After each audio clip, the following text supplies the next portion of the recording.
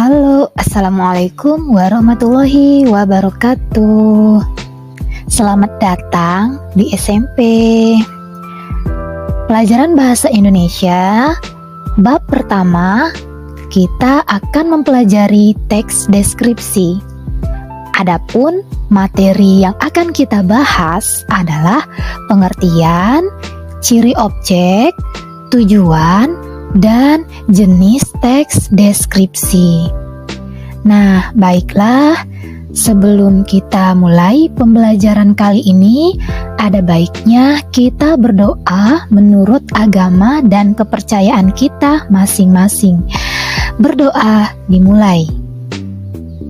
Selesai, silakan disimak videonya dan selamat menyaksikan.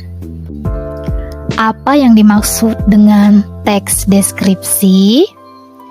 Teks deskripsi adalah teks yang ditulis untuk menggambarkan suatu objek secara rinci, sehingga pembaca seolah-olah dapat melihat, mendengar, dan merasakan hal yang dideskripsikan.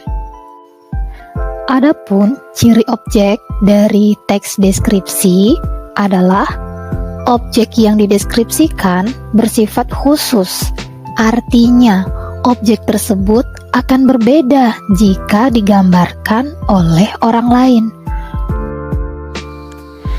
Tujuan teks deskripsi. Teks deskripsi bertujuan untuk membuat pembaca seolah-olah dapat melihat, mendengar, dan merasakan apa yang dideskripsikan atau digambarkan oleh penulis. Di saat ingin menggambarkan sesuatu, biasanya kita menggunakan kata-kata yang membuat pembaca seolah-olah dapat melihat secara langsung. Misalnya ketika kita ingin mendeskripsikan tentang kucing kesayangan, kita akan membuat pembaca seolah-olah melihat dengan membuat kalimat seperti misalnya, bulunya yang lembut, ekornya yang panjang bergoyang-goyang ketika ia berjalan. Berikutnya adalah jenis teks deskripsi. Nah, teks deskripsi ini terbagi menjadi dua. Yang pertama, teks deskripsi yang berdiri sendiri sebagai teks, dan yang kedua adalah teks deskripsi yang menjadi bagian dari teks lain. Untuk yang pertama, jika teks deskripsinya itu berdiri sendiri, itu biasanya adalah teks yang memang ditulis sebagai teks deskripsi. Misalnya, judulnya adalah Katy, kucingku yang lucu. Maka di dalam teks tersebut secara keseluruhannya akan dibahas tentang Katy si kucing secara khusus dan detail atau rinci, sehingga pembaca seolah-olah dapat melihat, mendengar, dan merasakan.